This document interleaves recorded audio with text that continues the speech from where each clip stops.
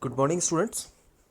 Students, as we were discussing about our nervous tissue, and I discussed about the structure of neurons and its various types.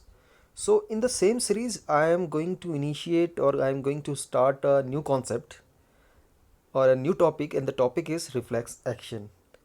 I think you are very familiar with this term, reflex action. So, initially, I will define it, I will try to explain it. Then I will give you some examples of reflex action, and finally I will tell you about what is the mechanism of reflex action. So students, what is reflex action? Reflex action is defined as unconscious, automatic, involuntary response of effectors. Or what are effectors?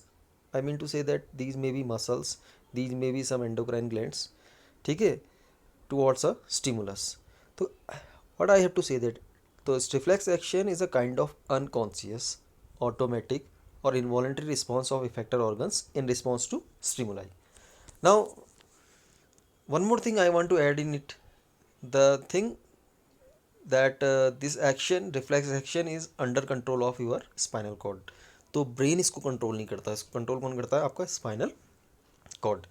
तो क्या है reflex action? एक तरह का unconscious, unconscious मतलब जो आपका unconscious mind में भी काम करता है. ऑटोमेटिक, आप इसको रोकने की कोशिश करोगे, यू कांट.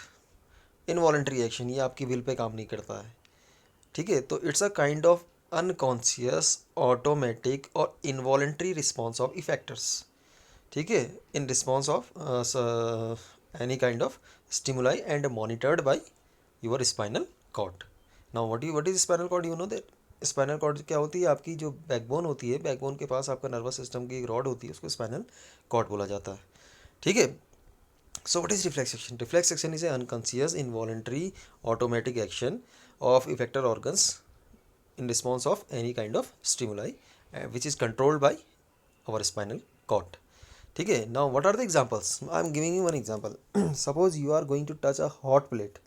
आप किसी हॉट प्लेट को अचानक से टच कर लेते हैं, तो आप क्या करते हैं? तुरंत अपना हाथ पीछे खींचते हैं ना. This is the example of reflex action. ठीक है. Suppose a pin is just you are sitting on the pin, तो आप सट से उड़ जाएंगे ना. तो this is the example of the reflex action. तो एक्चुअल में है क्या? तो हॉट प्लेट जो है एक स्टिमुलाई है, आपने उसको टच किया. जैसे आप टच करेंगे, तो आप टच करते क्या करेंगे? तुरंत हाथ पीछे खींचे करेंगे, पीछे की ओर खींचेंगे आप हाथ. तो ये आपका रिफ्लेक्स एक्शन है. तो अब मैं आपसे बात करने जा रहा हूँ कि आप ये रिफ्लेक्स एक्शन होता कैसे है. I am going to tell you how it takes place, what is the mechanism behind it. ठीक है.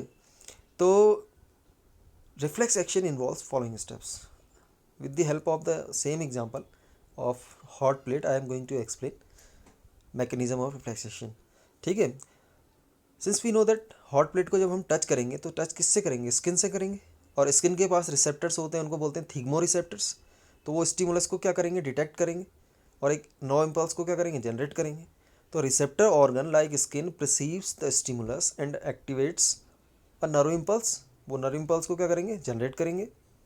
अब इस नर्व इम्पल्स को लेकर के कौन जाएगा? आपके सेंट्रल नर्वस सिस्टम या स्पाइनल कॉर्ड के पास. Now sensory neurons. अब क्या होगा? The sensory organ carries message in the form of the nerve impulses to the spinal cord. ठीक है. और सेंसरी न्यूरॉन ने क्या किया? सेंस ऑर्गन ने जो भी आपके नर्व इम्पल्सेस को जनरेट किया था, उन्हें लेकर के कहाँ चले गए? आपके स्पाइनल कॉर्ड, क्योंकि जो कि सीएनएस का पार्ट है, सेंट्रल नर्वस सिस्टम का पार्ट है. Here the spinal cord acts as a modulator. तो यहाँ पर स्पाइनल कॉर्ड एक मॉड्यूलेटर का काम करता है. ठीक है. नाउ अब इस सेंसरी, तो मॉड्यूलेटर का काम करता है, वो जो सेंसरी न्यूरॉन अपना जो सिग्नल लेके आएंगे वो स्पाइनल कॉर्ड पे ले जाएंगी, और स्पाइनल कॉर्ड एनालाइज करने के बाद उन्हीं सिग्नल्स को कहाँ भेज देगा? मोटर न्यूरॉन्स के पास भेज देगा. एंड मोटर न्यूरॉन फाइनली आपका वो सिग्नल्स क्या कहाँ तक लेकर के आएंगे? इफेक्टर ऑर्गन तक लेकर के आएंगे. ठीक है ना. जैसे ही आपका वो इफेक्टर ऑर्गन, मतलब हाथ की जो मसल्स होंगी, वो इफेक्टर ऑर्गन का काम करेंगी, तो आप तुरंत क्या करेगा? इफेक्टर ऑर्गन नर्व इम्पल्सेस के अकॉर्डिंग रिस्पॉन्स करेगा, और रिस्पॉन्ड करेगा, और जो हैंड है उसे पीछे पुल बैक कर लेगा. ठीक है. So these are the various steps of mechanism of reflexation. What are the first हो गया आपका detection of the stimuli from the skin and generation of nerve impulses. Second कह सकते हैं आप carrying of these nerve impulses through sensory neuron to the modulator spinal cord.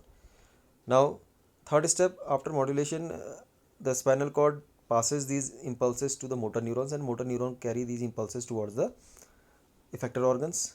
Now effector organ responds according to the spinal cord and pulls back hand, ठीक है, and saves the body of the living organism. Now अब somebody is going to ask you that what are the advantages of the reflex action. तो क्या फ़ायदे हैं इसके. देखिए first फ़ायदा इसका ये है, it enables the body to give quick responses to harmful stimuli and thus protects our body. तो ये रिफ्लेक्स एक्शन की मदद से हमारी बॉडी क्विक रिस्पॉन्स दे सकती है और बॉडी को हार्म होने से बचाती है. It minimises the overloading of the brain. Now you are observing कि इसको कंट्रोल कौन कर रहा है, स्पाइनल कॉर्ड को कंट्रोल कर रहा है. तो यानी स्पाइनल कॉर्ड क्या कर दे रहा है, ब्रेन के काम को कम कर दे रहा है, ब्रेन की ओवरलोडिंग को क्या कर दे रहा है, कम कर दे रहा है. So these are some advantages. Now someone may ask you that what is reflex arc. तो वेरी सिंपल. तो reflex arc is simply the pathway of the nerve impulses and responses in a reflex action. तो यानी कि एक reflex action के duration पे, timing पे जिस जिस पाथवे से होकर के नर्व इम्पल्सेस पास होती हैं उसको हम बोल देते हैं रिफ्लेक्स आर्क. तो in simple way you can say that reflex arc is a pathway of nerve impulses through which